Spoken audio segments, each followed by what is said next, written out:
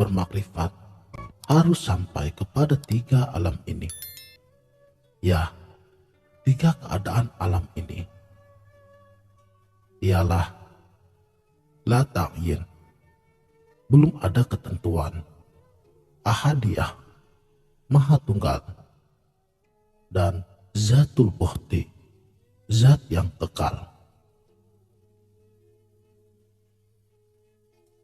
Untuk mendekatkan paham, bila Allah diumpamakan sebagai lautan yang tiada bergelombang, Dialah Tuhan yang maha suci dan juga maha tinggi, tiada martabat di atasnya lagi.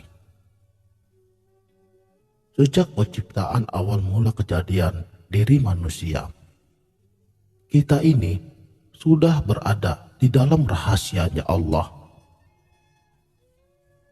La ta'in, manusia sudah tetap di dalam rahasia Allah, tetapi belum ada pengakuan apa-apa karena belum nampak dan belum ditampakkan.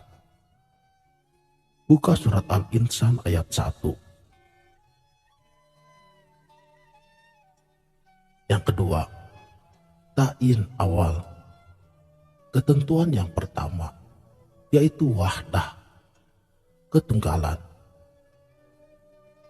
Hakikatul Muhammadiyah, asal mula segala yang ada. Disinilah ditampakkannya manusia dengan titik di dalam dirinya sendiri.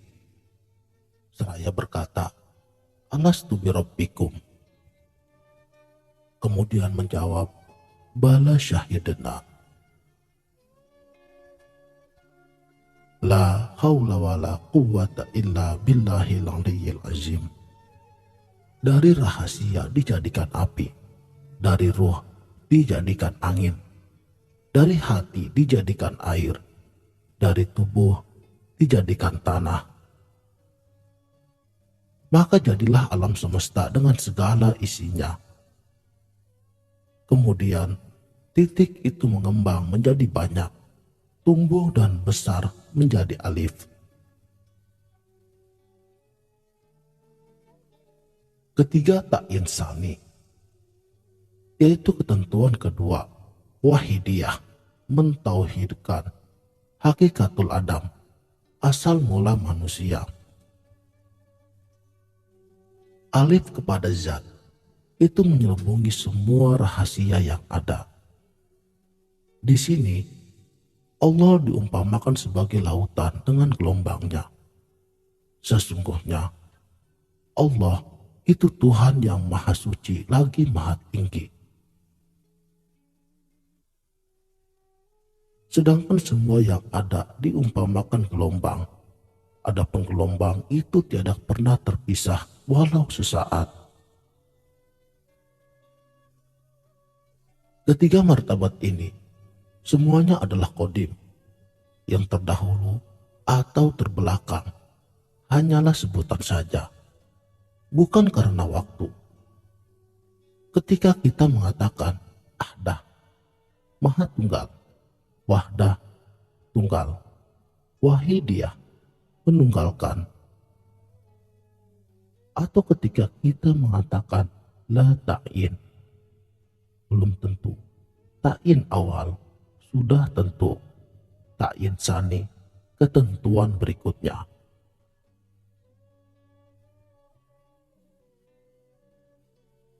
Maka ketiga martabat itu semuanya adalah qadim. Sedangkan yang awal dan yang akhir hanya perkataan saja. Bukan juga karena waktu, namun karena sesungguhnya laut yang tiada bergelombang. Di situ juga terdapat satu gelombang titik. Maka dari titik itu berkembang menjadi banyak. Itulah yang dinamakan alif. Jadi pada hakikatnya satu saja, namun tiga dalam sebutan. Fahamkan baik-baik. Jadikanlah hal ini sebagai dasar pegangan di dalam hati sanubari kita, bahwa diri kita ini itu tiada pernah berpisah dengan Allah. Dari awal yang tiada berawal, hingga akhir yang tiada berakhir. Inilah satu pemahaman makrifat yang sempurna. Saudaraku sang sejati, kosong itulah yang disebut dengan laisa yang bernama wajibul wujud. Tajalli sendiri menjadi Nur Muhammad bernama titik zarah. Dari titik menjadi alif dan terjadinya alam semesta. Di dalam kosongnya itulah kesempurnaan syahadat. Titik adalah rahasia Nabi kita, Nur Salasia yang terahasia. Yaitu dua nama namun satu wujud yang berada pada rahasia, titik dan kosong.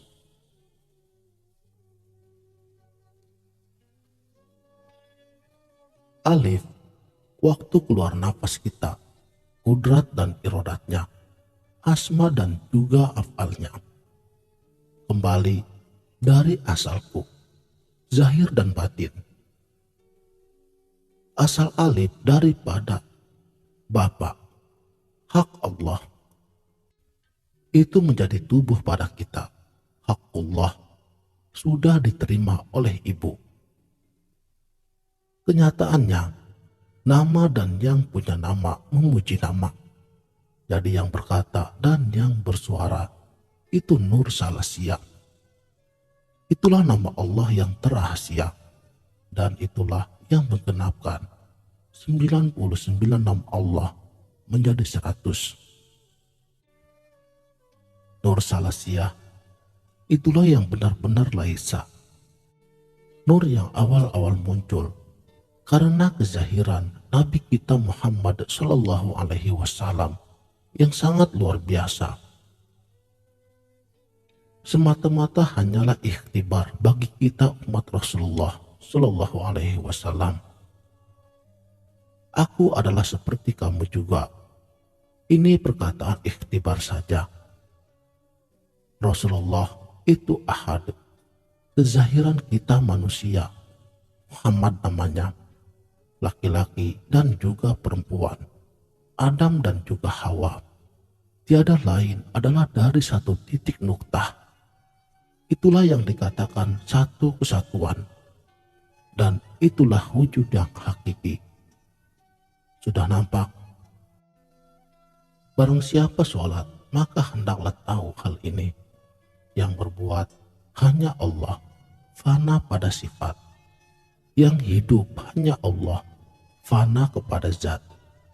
Yang zahir sifat Allah. Zahir zat Allah, yaitu zat kita yang batin. Bahwa tiada yang mewujud, hanya Allah. Syahadat itu menyaksikan. Yang disaksi ilaha, itu Tuhan. Dan illallah, itu esa. Saksi itu ikrar dengan lidah. Yang dipersaksikan di dalam hati. Mengaku saksi badan tempat bersaksi Tuhan, hak subhanahu wa ta'ala. Yang diumpamakan dengan cermin itu badan kita. Dan yang diumpamakan menilik kepada cermin, itu kembalilah pandangan yang dicermin kepada yang menilik. Berdiri sholat, ingat hati akan Allah. Aku rahasia yang memerintah ruh. Ruh memerintah hati. Dan hati memerintah tubuh. Berdiri sholat, itu esa dengan sendirinya. Tiada dua. Muhammad itulah rahasia atau sir. Di dalam sir itulah aku. Itulah hakikat takbiratul ihram. Tatkala mengatakan Allahu Akbar. Jadi, pandanglah ke dalam. Kembalikan, tidak lain satu kesatuan adanya, apapun jua. Karena zat Allah itu gaib pada alam ruh. Sifat Allah gaib pada alam misal. Asma Allah gaib pada alam ajsam. Af'al Allah gaib pada alam insan. Dan zat Allah pada alam ruh bernama Nur, sifat Allah. pada alam misal bernama kezahiran, asma Allah pada alam ajsam bernama muzahir, af'al Allah pada alam insan bernama manusia. Kesemuanya tiada bercerai daripada asalnya. Mawujudlah zat, sifat, asma dan af'al. Lakunya suci, jalannya sempurna, tempatnya halus, sifatnya syukur. Hendaklah jangan perkataan ini diasal-asalkan lagi. Jangan pula ditanyakan pada sembarang orang. Belajarlah pada ahlinya, agar bertambah keimanan di dalam dada kita, hingga sempurna ilmunya. Wallahu a'lamu bishawab. Sekianlah